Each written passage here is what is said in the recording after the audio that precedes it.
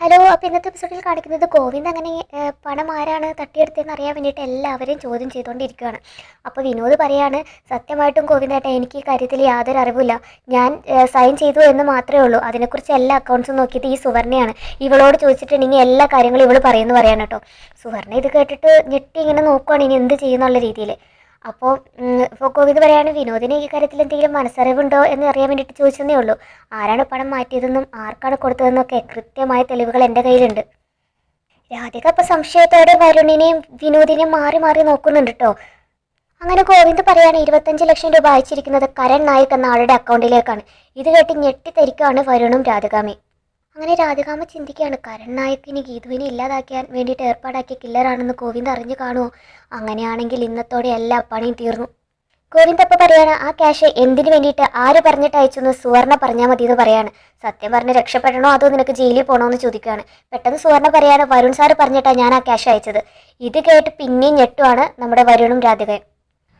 ഗോവിന്ദപ്പം ഇങ്ങനെ സങ്കടത്തോടെ പറയാണ്, വരുൺ പറഞ്ഞിട്ടാണ് വിനോദ് ആ ബില്ലിലൊക്കെ സൈൻ ചെയ്തത്. ഇവൻ പറഞ്ഞിട്ടാണ് സുവർണ അക്കൗണ്ടിലേക്ക് പൈസ അയച്ചത്. അപ്പോൾ ഇവനാണ് കമ്പനി ചതിച്ചത് അല്ലേ?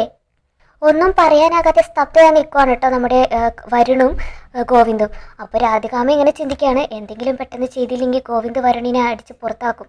പിന്നെ അവനൊരു തിരിച്ചുവരവുണ്ടാകില്ല.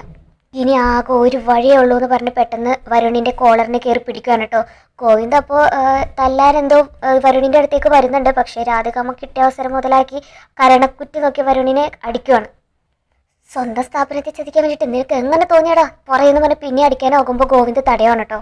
കരൺ നായക് എന്ന പേരിൽ ഇവൻ തന്നെ ഉണ്ടാക്കിയ വ്യാജ അക്കൗണ്ട് ആയിരിക്കും അത്.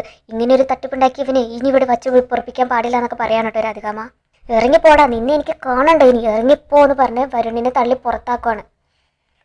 ഗോവിന്ദ് അപ്പോൾ വരുണിനോട് പറയാണ്, വെറും 25 ലക്ഷം രൂപയ്ക്ക് വേണ്ടിയിട്ട് നീ ഇങ്ങനെ ഒരു ചതി കാണിക്കുമെന്ന് ഞാൻ കരുതിയില്ലടാന്ന് പറഞ്ഞിട്ട് പിന്നെയും കോളർ പിടിക്കാൻ പോകുമ്പോഴും രാധികാമ്മ ഇടയ്ക്ക് കയറിയിട്ട് ഇനി ഇവനായിട്ട് യാതൊരു ബന്ധമില്ല പോടാന്ന് പറഞ്ഞ് പിന്നെയും പിടിച്ച് തള്ളുവാണ് കേട്ടോ. ഇതെല്ലാം കണ്ട് പൊട്ടിക്കരയാണ് കേട്ടോ രേഖയും. പിന്നെ സങ്കടപ്പെട്ട് നിൽക്കുവാണ് പ്രിയയും വിനോദം എല്ലാവരും. ഇതൊന്നും അറിഞ്ഞിട്ടില്ല എന്ന ഭാവത്തിലും മുകളിൽ ഇരുന്ന് രഞ്ജു ഇതെല്ലാം കണ്ട് ആസ്വദിക്കുകയാണ് കേട്ടോ.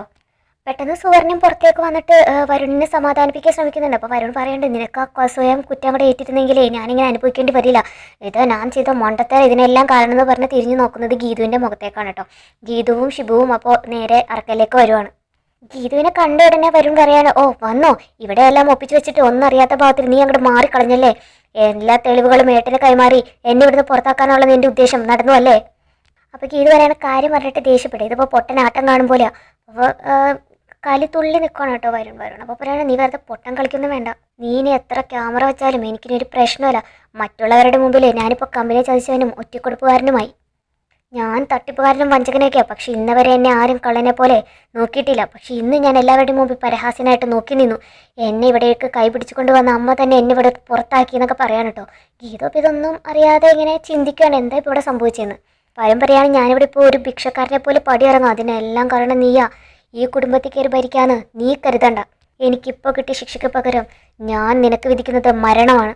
അത് ഞാൻ നടപ്പിലാക്കുന്ന ദിവസത്തിന് വേണ്ടിയിട്ട് നീ കാത്തിരുന്നോ. ഗീതു ഇതെല്ലാം കേട്ടിട്ട് കണ്ണ് ചുമ്മാതെ ഇങ്ങനെ വരുണിനെ ദേഷ്യത്തോടെ നോക്കിക്കൊണ്ട് നിൽക്കുവാണ്. അങ്ങനെ വരുൺ ദേഷ്യപ്പെട്ട് വരുണും സുവർണയും കൂടി അവിടെ നിന്ന് ഇറങ്ങി പോവാണ് കേട്ടോ.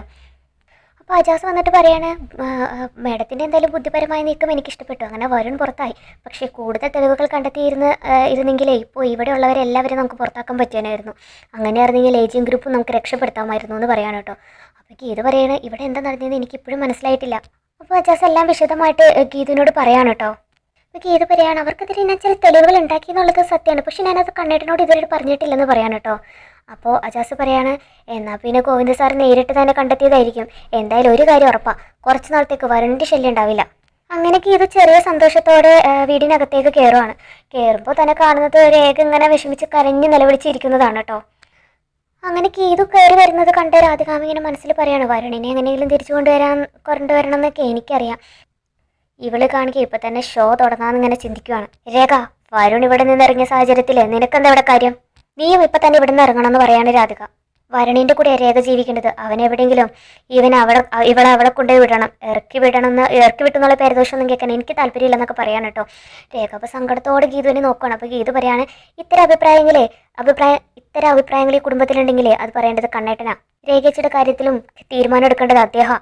കണ്ണേട്ടൻ പറയാത്ത സ്ഥിതിക്ക് ഭാര്യയെ ഞാൻ പറയാം. രേഖേച്ചി ഈ കുടുംബത്തിന്റെ ഭാഗമായിട്ട് ഇവിടെ തന്നെ കാണും. രാധിക അപ്പം ദേഷ്യത്തിൽ ഗീതുവിനോട് പറയാണ് ഈ കുടുംബം നശിപ്പിക്കാൻ വേണ്ടിയിട്ടുള്ള നിന്റെ പ്ലാനാണ് ഇതല്ല. നീ ഒറ്റൊരുത്തി കാരണം കൊണ്ട് എൻ്റെ മോനെ എൻ്റെ കൈ കൊണ്ട് തന്നെ ഇവിടുന്ന് ഇറക്കി വിടേണ്ടി വന്നു. ഓ പുറത്താക്കിയത് രാധികാമ്മയാണോ? എങ്കിൽ ഉറപ്പായും അതിലെന്തെങ്കിലും ഒരു ഡ്രാമ കാണുമെന്ന് പറയാൻ കേട്ടോ ഗീതു. അധികം വൈകാതെ പറഞ്ഞേട്ടം പൊടിയും തട്ടി അകത്ത് കയറിക്കോളും. രേഖ അപ്പം ചോദിക്കുകയാണ് ഞാൻ ഇവിടുന്ന് ഇറങ്ങണമെന്ന്. അമ്മയ്ക്ക് എന്താ ഇത്ര വാശിയുണ്ട്. തൽക്കാലം നീ അത്ര അറിഞ്ഞാൽ മതി എന്ന് പറയാണ്. പെട്ടെന്ന് ഗോവിന്ദ് ഇതെല്ലാം കേട്ടോണ്ട് താഴേട്ട് ഇറങ്ങി വരാണ് കേട്ടോ. അങ്ങനെ രാധിക കാര്യം പറയാണ് ഗോവിന്ദനോട്. അപ്പോൾ ഗീതു പറയാണ് ഭർത്താവ് ചെയ്ത തെറ്റിനെ ഭാര്യനെ ഇറക്കി വിടാൻ എന്തായാലും പറ്റില്ല. ഭർത്താവ് എന്തെങ്കിലും തെറ്റ് ചെയ്തിട്ടുണ്ടെങ്കിൽ തിരുത്തേണ്ടതേ ഇവളാണ്. അതുകൊണ്ട് ഇവൾ ശിക്ഷ അനുഭവിച്ചേ പറ്റുള്ളൂ എന്ന് പറയാണ് രാധിക. ആഹാ നല്ല ന്യായം. കല്യാണം കഴിഞ്ഞിട്ടല്ല വരണേട്ടനെ ഇങ്ങനെ ആയത്. ജന്മന ആൾ ഇങ്ങനെ തന്നെയായിരുന്നു. അപ്പോൾ പിന്നെ പ്രശ്നം വളർത്തുദോഷാണെന്ന് പറയാൻ കേട്ടോ ഗീതു. അങ്ങനെ ഗോവിന്ദ് പറയാണ് ബലം പ്രയോഗിച്ച് ഇവിടുന്ന് ആരും ആരെ ഇറക്കി വിടില്ല. ആരും വരൻ്റെ കൂടെ പോയി ജീവിക്കണോ ഈ കുടുംബത്തെ തുടരണോ എന്ന് തീരുമാനിക്കേണ്ടത് രേഖയാണ്. രേഖ പറയാണ് ഇവിടുന്ന് എങ്ങോട്ടും പോകാൻ വേണ്ടിയിട്ട് എനിക്ക് താല്പര്യമില്ല. പ്രശ്നം തീർന്നല്ലോ, രേഖ ഇവിടുന്ന് പോകുന്നില്ല. അങ്ങനെ ഗോവിന്ദ് കയറി പോകണം കേട്ടോ. പെട്ടെന്ന് കാഞ്ചന വേഗം തന്നെ ചാർജിൽ കുത്തിയിട്ട് മൊബൈൽ എടുത്ത് ഗീതുവിന് കൊടുക്കണം. അപ്പോൾ ഗീതു ഇങ്ങനെ ചിന്തിക്കുകയാണ് അയ്യോ എൻ്റെ മൊബൈലിൽ നിന്നായിരിക്കും മിക്കവാറും കണ്ണേട്ടന് ആ വീഡിയോ കിട്ടിയിട്ടുണ്ടാവാം. അങ്ങനെ ഫോണിൽ വാങ്ങി ഗീതു ഇങ്ങനെ മുറിയിലേക്ക് കയറാൻ വേണ്ടിയിട്ട് തുടങ്ങുമ്പോഴത്തേക്ക് രാധിക പുറകെ നിന്ന് വിളിക്കുകയാണ് കേട്ടോ. അതോടെ ഗീതുവിനോട് പറയണേ ഇപ്പോൾ നിന്റെ തന്ത്രം ഫലിച്ചു എന്ന് നീ വിചാരിക്കണ്ട. രേഖയെ ഞാൻ എന്തായാലും പുറത്താക്കും. വരണില്ലാത്ത ഈ വീട്ടിൽ അവളും വേണ്ട. എൻ്റെ രാധികാമ്മേ നിങ്ങൾ എന്നെ ശരിക്കും മനസ്സിലാക്കിയിട്ടുണ്ട്. രേഖയെ പുറത്താക്കുകയല്ല നിങ്ങളുടെ ലക്ഷ്യം. ആ ആവശ്യം മുറുകെ പിടിച്ച് കണ്ണേട്ടനെ കൊണ്ട് വരുണിനെ വീണ്ടും ഇവിടേക്ക് എത്തിക്കുക എന്നതല്ല നിങ്ങളുടെ ഉദ്ദേശം എന്ന് പറയാൻ കേട്ടോ. പെട്ടെന്ന് ഒന്നും പറയാനാകാത്ത നിൽക്കണേ രാധിക. രേഖേച്ചിയുടെ സങ്കടം കണ്ടിട്ട് ഗോവിന്ദേട്ടൻ വരുണിനെ ഇങ്ങോട്ടേക്ക് വീണ്ടും സ്വീകരിക്കുമെന്നുള്ള നിങ്ങളുടെ വ്യാമോഹം ഉണ്ടല്ലോ, അത് വെറുതെ. അതിനുവേണ്ടി പരിപ്പേ ഈ കളത്തിൽ വേവില്ല. ഞാൻ വിചാരിച്ചതൊക്കെ നേടിയെടുക്കാൻ എനിക്കറിയാൻ വേണ്ടി. കണ്ണൻ ഇവിടുന്ന് അവനെ പുറത്താക്കുന്നതിന് മുമ്പ് ഞാൻ വരുണിനെ പുറത്താക്കിയതേ കണ്ണനോടുള്ള എൻ്റെ സ്നേഹവും വാത്സല്യവും തെളിയിക്കാൻ വേണ്ടിയിട്ടാണ്. വരുണിനേക്കാൾ ഞാൻ സ്നേഹിക്കുന്നത് കണ്ണനെയാണെന്ന് അവനറിയാം. അപ്പോൾ ഇത് പറയാണ് അതും ഞാൻ പൊളിക്കും. അതും നിനക്കെന്നല്ല ആർക്കും തടുക്കാൻ പറ്റില്ല. കാരണം ഞാൻ എൻ്റെ മകനേക്കാൾ പലപ്പോഴും ഞാൻ അവനെ സ്നേഹിക്കുന്നുണ്ട്. അത് തിരിച്ചറിയുന്ന കണ്ണൻ ഞാൻ നിർബന്ധം പറഞ്ഞാൽ രേഖയെ പുറത്താക്കും.